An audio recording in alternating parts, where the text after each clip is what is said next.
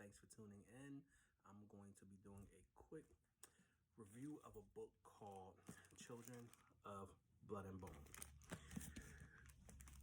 Real quick, I'm going to start with the author. Her name is Tomi Adeyemi, and she is a Nigerian-American writer and creative writing coach based in San Diego, California. After graduating from Harvard University with an honors degree in English literature, she studied West African mythology, religion, and culture in Salvador, Brazil. So that's the author. This is her book. And as you can see from the cover, it shows a picture of, I'm thinking either the main character or someone from the main character's tribe. And this character, in very, very good, detail, has long flowing white hair, has an ethnic jewel on her on a crown of her head, and she also has an ethnic tattoo, if you can see that in there. So all of those things are very important to the story, how this the main character or her tribe looks in terms of, like I said, the long white hair and also the dark skin. A little bit more about just the book itself.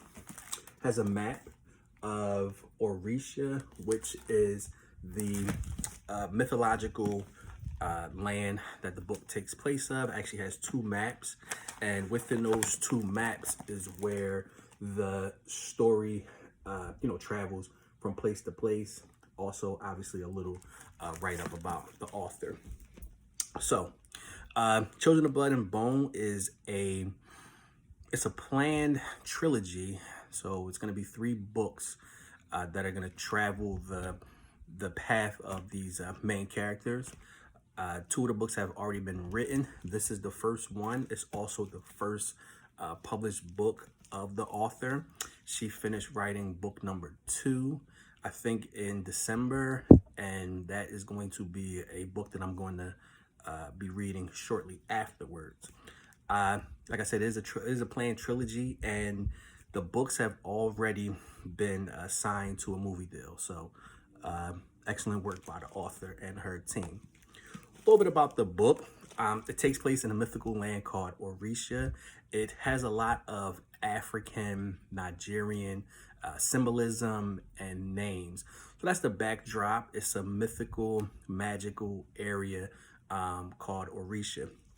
Now, the main character, or the main kind of backdrop of the story, is that this land once had magic and the ability of some of its inhabitants to perform magic. And about 10 years ago, the monarchy destroyed all magic. The king had no ability to make magic himself, but he was the elite class. They destroyed all magic, and after magic was destroyed, they started to oppress those who previously had magic, and anyone that was connected to this group that previously had magic, they were now persecuted by the elite. So the book takes place 10 years after magic has been eradicated, and it picks up with the main character, Zélie, who she is a descendant of someone who's able to perform magic. Her mother, who she had saw killed by the hands of the king's men. But at this particular time, she is just a regular, normal teenage girl. She's going shopping for the family, trying to trade fish for for a debt that her family has to pay. And she runs into this frantic teenage girl who tells her that magic is back. And, this girl is running, trying to get away from the king's men who want to try to silence her. And so these two get together, and come to find out, magic is back but for a short period of time, and the only person that can bring magic back permanently is Zélie.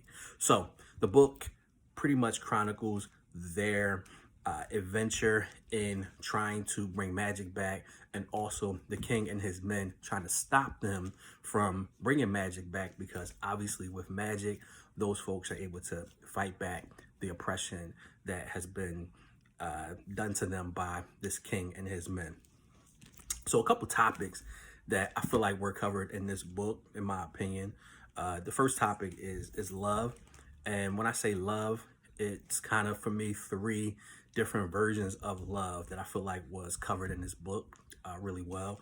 The first one is parental love, and the love that you have for your parents, and wanting to wanting to make them proud and to follow their footsteps, and some of the pressures and struggles that comes with that.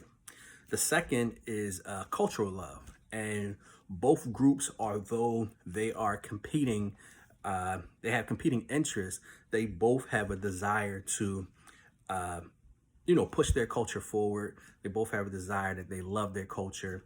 So having that type of love drives a lot of the decisions that the main characters are making. And then the last one is romantic / friendship love that you'll see in some of the main characters of the book. Some other kind of allegorical topics that I feel like the book touched on is some things that are relevant in Black culture. One of those things are oppression, and having the elites, or those that are in charge and power, oppress a group of people. That is a big kind of overarching theme of the book, is this elite class oppressing these people. Poverty is another part of the oppression that Blacks everywhere can relate to.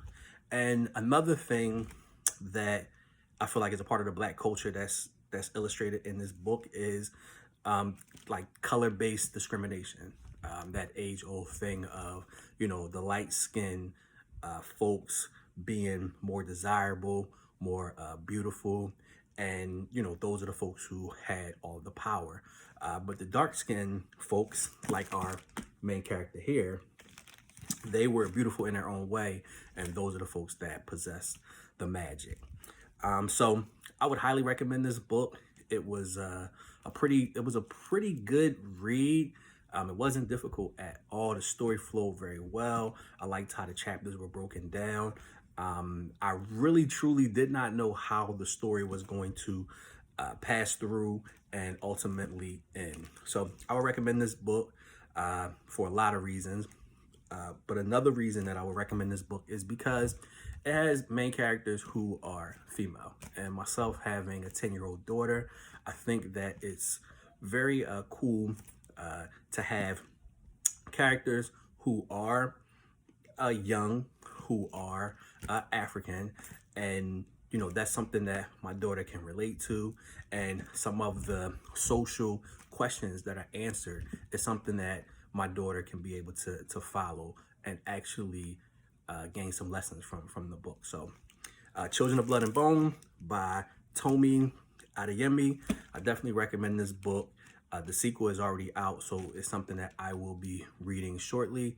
I hope this review gives you a little bit more insight, and that you'll pick up this book and possibly give it a read.